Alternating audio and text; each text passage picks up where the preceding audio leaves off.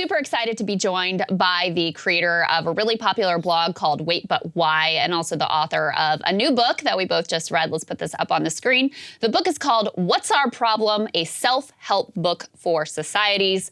Tim Urban joins us now. Great to have you, Tim. Thanks for having me on. Yeah, of it's good course. to see you.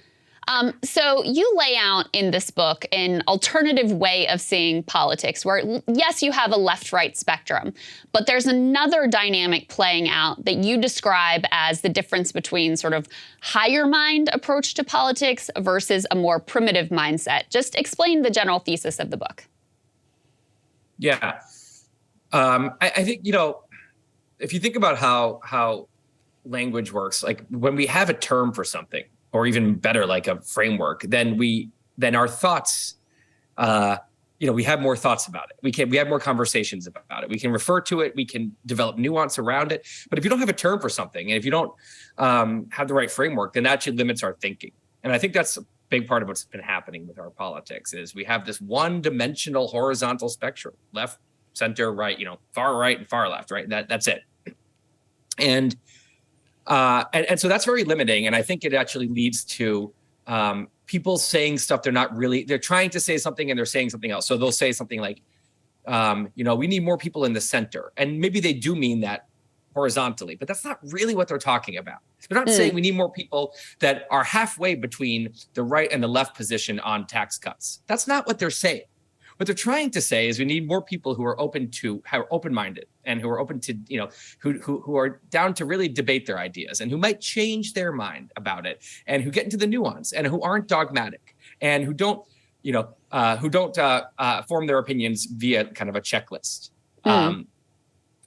And so that to me, center is not the word. That's just another position on the horizontal axis. It sometimes correlates with what I'm talking about, but it's a different thing. So I said, okay, let's make a second axis. Let's just make it a square instead of a line. And the vertical dimension, I'll call it the ladder. And so you have kind of high rung thinking, high rung politics, and low rung, politics, low rung thinking. And again, there's nothing novel here. Everyone knows what I'm talking about. It's just that we don't really have the frame. So high rung politics to me, and this again is a subset of kind of the broader concept of high rung thinking. It's concerned with moving towards a more perfect union, as Abe Lincoln said, right? It's like, it's actually, that's really what's going on. They're really, and there's heated debates. It's like people, it's not saying that a lot of people mistake, when I'm saying high rung, it's for civility and for being nice and for being, no. People get angry. They're heated. They can hate the other side. They can hate people who disagree with them, but they attack ideas. They don't attack people. They're not tribal about it. They don't think that we are the good, righteous people who agree with each other on everything, and you are the bad. They're all over the place. In any individual, if you have individual thinking, you're going to have a bunch of individuals truly independent thinking. They're gonna be all over the place with their views, right? And that's what you'll right. And if they apply, a moral judgment, they apply it consistently. So if they think that drones in Afghanistan are bad, they're not going to change that view when it's a different president in office. They're not going to change their view on executive overreach or on, anything else when there's a different president in office, right? Because it's just that's not how grown-up thinkers do things, right? It's kind of consistent. It's open-minded. It's willing to change your mind. The core value is truth. Trying to actually figure out what's true, and then they try to achieve what they want via persuasion. Right? They will argue and they will try to attack ideas. And, you don't attack people if you're trying to persuade them. You attack the ideas and you try to show why it's wrong. And so that's what I call high rung politics. And it's to me, it's just kind of grown up politics. It's what it's how reasonable grown-ups behave in every other arena. It's just if only they behave that way in this arena too. Right. So the idea is nuanced, open to having their mind change. If they have a principle, they try to apply it consistently, not just be weirdo partisan cheerleaders. So then what are some of the qualities that are characterized by the lower rung thinking that you lay out in the book? Yeah, I think I call it political Disney world, because I think of Disney movies, there's villains, there's, Simba good, Scar bad, right? Aladdin good, Jafar bad, right? And there's these, it's like this binary code of ones and zeros, right? And there's and so again, that's great for kids. You don't expect grown-ups to be thinking like, why would grown-ups be thinking that way? That's not, no one in their right mind thinks that's how the real world is, or that's how people are. There's not the good people and the bad people, with the good ideas and the bad ideas. It's just not how anything works, especially a complicated society's incredibly complicated political environment, right? It's not going to be like that. But politics is one of those topics that drags our mind into this, kind of primitive zone where we're not thinking straight, and we're not acting like ourselves almost. And so you have all these people that are totally normal and great in other areas, really believe that they are on the good team of righteous heroes fighting for, they have all the answers. Their team is right about everything, and the other team is wrong about everything. And every problem in the society is because the other bad, not just wrong, but bad, evil team is their fault. And they abide, they abide by a checklist. If someone who's really mired in political Disney World or low rung politics tells you their position on guns, boom, their position on climate change, their position on whatever, Russia and Ukraine, their position on abortion and taxes and social justice and every single other thing, right? And so it's that's not thinking, right? That's the no. If you have 10 independent thinkers, there's no way they're going to happen to agree on 10 separate issues. It's only if you have this checklist that is kind of the tribe's approved checklist of ideas that you're going to have that. And so to me, when I look at the problems, it's like there's two tiers of problems. One, you could say there's the horizontal disagreements. Okay, what is the left and the right doing? What are they doing? Someone is more on track with each policy probably than others. What's happening there? But to me, that is dwarfed by the much bigger dispute going on, which is between kind of like sanity and just acting like reasonable grown-ups in politics who can actually move things forward and actually make positive change. It's a positive sum game. And this other game that's going on, this crazy tribal game that has huge hostility, by the way, not just to each other, but to the high rung game. The low rung game hates the high rung game. Gets called, they call them all kinds of, enlightened centrists, spineless centrists. They say that you're giving, the other bad, dangerous ideas a platform. Debate is this negative thing done. So anyway, this is the framework that I basically then built this book around. Yeah, you are reciting all the criticisms of our show there, Tim. So we're very well. We've heard every one of those, yes. Yes. One of the things I actually like about the book and some of the infographics, which are fantastic, by the way, I recommend everybody go and follow Tim on Twitter and read waitbutwhy.com, because the infographics that you put together are really easily digestible, and they kind of narrow home this point. One of them being the media. You have the famous dog and the raccoon headlines that you have side by side that I have even pulled up in front of me just because I love it so much. Can you lay out the media role in this, both not only how they handle it, but then how that is then digested and used, as you said, by low-rung thinkers? Yeah, so there's been a seismic shift in our environment. I mean, if you take any animal and you take their nature and you change the environment, you're going to see different behavior, right? That same nature is going to output different behavior. So humans are no different. Human nature is not different than it was 10, 20, 100,000 years ago. What changes is the environment, and then our behavior changes. And one of the major elements of a modern democracy's environment is their media landscape. And there's been a seismic shift to that has obviously massive consequences of all kinds.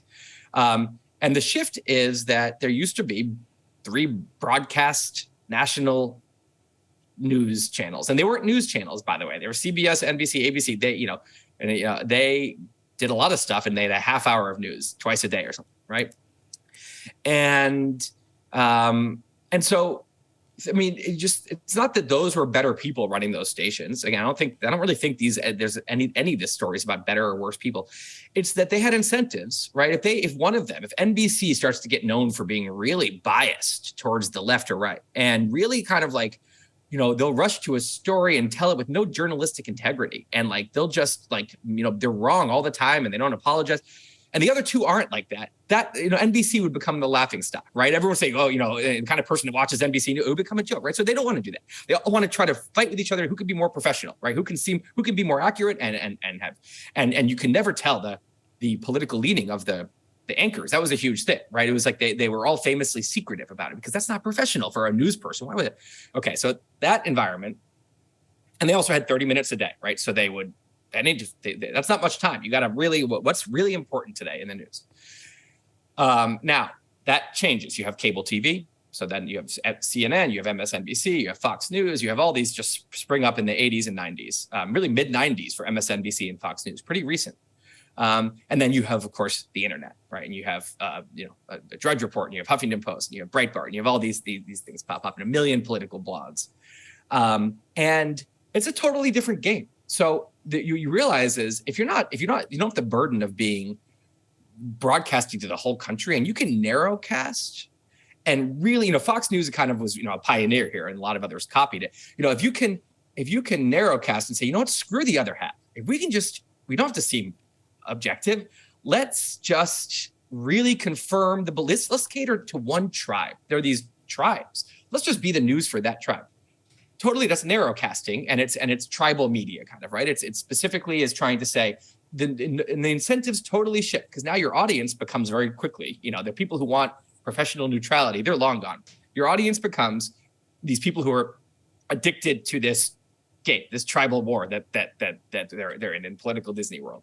And so now the incentives become accuracy, not as much, like neutrality, definitely not, right? The incentives become tell these people why they're right and they're good and why those other people are so bad. How awful are those other people? Done. Yeah. So what's that going to do to, that how's that? Of course, that's going to have a massive effect on behavior. So what's happening is you go from news that was kind of informing high rung politics to news that is is just stoking low rung politics. That is just completely igniting low rung politics. And Tim, you go through in the book your analysis of the version of low-rung politics that happens on the right. But you spend the bulk of the book going over what you describe as social justice fundamentalism. And I'm curious, since you started this book, a number of years ago, if you think the landscape of what you call social justice fundamentalism, you might call it wokeism, cancel culture, like it has a lot of different words to describe, which I think is part of why you spend such a long time teasing out your specific definition here. Do you think that landscape has changed? And do you also see, you mentioned this a little bit in the book, but in the reaction to that social justice fundamentalism, I see some of those same authoritarian tactics and low-run thinking being deployed in terms of, book bans or constraining curriculums and constraining protests, those sorts of things. So I wonder if you feel like the landscape has shifted since you first started writing the book. Yeah, so I created this term social justice fundamentalism because it's like I said, the same thing with needing a vertical access, like you need more labels because right now it's either you like social justice or you don't. And it's like, well, Martin Luther King was classic social justice activist, right? I don't know how many people who think he was bad or don't like him, right? So like women's suffrage and emancipation and the gay rights movement, the civil rights movement, these are all like what I would call liberal social justice. And liberal meaning like lowercase l, like they are trying to make the country more liberal, right? They say that the liberal promises in the Constitution are great and we're not doing so great at them. Let's do better, right? Let's break the laws that are illiberal to show how illiberal they are so we can make things more liberal. Let's use liberal tools like free speech and voting and protest and free assembly to, use the liberal tools to make this country better. Social justice fundamentalism, to me, is the polar opposite. It's not like those are the really far left, extra social justice people. No. It's the exact opposite philosophy, which is that it's not that liberalism is as good, but we need more of it. It's that liberalism is the problem. It stems from Marxism and, neo-Marxist ideologies. And the idea there is that liberalism is inherently oppressive and that, you need something much more revolutionary than using free speech to fix bad policies or fix bad laws. You need to overthrow the order. And, as Audre Lorde says, you can't use the master's tools to fix the master's house. So free speech is not going to be your friend. That's what they want you to do. Free speech has to be shut down, right? That's part of liberalism. So the master's house and all the tools in it need to be overthrown. And then so you see that authoritarianism, which is illiberal, right, coming through in the tactics. Instead of persuasion, will get you, if someone says something you don't like and you're a liberal social justice activist, you'll say, okay, here's why that's wrong. I'm going to show everyone. I'm going to use free speech to show why that's wrong. What the social justice fundamentalists would say is we need to cancel that person. We need to punish them so that no one else argues that again. Which is, again, that's if you think liberalism is bad, this is how you behave. So anyway, the landscape, I've noticed huge changes since I started, which is at the beginning, I think people didn't even see any difference here. I think a lot of people on the left thought that, what we today call wokeness, it wasn't called that back then, is purely good. This is today's version of the civil rights movement. And then I think a lot of people start to say something's up here, something's wrong, right? These people are not doing it right anymore or something. And they started to maybe have those conversations in private. And I think that we are just starting, and I'm not sure we're even there yet, getting to a place where I think some people are starting to feel okay, maybe saying this more publicly, maybe actually changing the policy at their company that has been created by social justice fundamentalism. But then you mentioned the right. And so, I think what I see it as is, I don't see the problem as social justice fundamentalism. And I don't see the problem as Trump. I think Trump is a demagogue, right? I think he is a classic kind of, there's always demagogue, people who want to be president and kind of use lies and basically play on people's worst instincts and kind of the dictator mentality. There's always those people, but why is Trump rising up now? Right. And why is social justice there's always ideologies that are illiberal that want to shut down liberalism, but they can't usually. So what's going on? And so I see a bigger trend going on, kind of this downward spiral the country's been in. And I think the media is part of it. I think there's a lot of things that go into it. We've become more, we've lost kind of the foreign threat in a lot of ways. So there's not that uniting force up there kind of on the patriotic level. And also the parties have aligned so that there's not progressives and conservatives within each party like there used to be. So there's a lot of, so now you just have this one concentrated tribal divide, right? There's nothing that's diffusing it above or below. There's a lot of things you can point to, but I think that, when I'm not surprised when I see then the right maybe acting more authoritarian or maybe doing overreach of their own. Because to me, it's like, this is a whirlpool we're all caught in. The whole thing is caught in it right now. And so you're not, this is socially, maybe wokeness goes on the decline. We say, have you passed peak woke? Maybe we have. Maybe it goes, something else, another movement is going to crop up and it's going to be bad. And another demagogue, maybe it's on the left this time, who knows? Another demagogue is going to rise to power. So until we fix this bigger problem and understand what it is, this is not the last of it. Yeah. Really well said. Well, Tim, go ahead. I was just going to say the book is great. I think people should, read it. There were pieces of it I really agreed with. There were pieces of it I disagreed with, but all of it I think made me a sharper thinker on these issues. So I really appreciate your time, Tim, and I hope people will check out the book.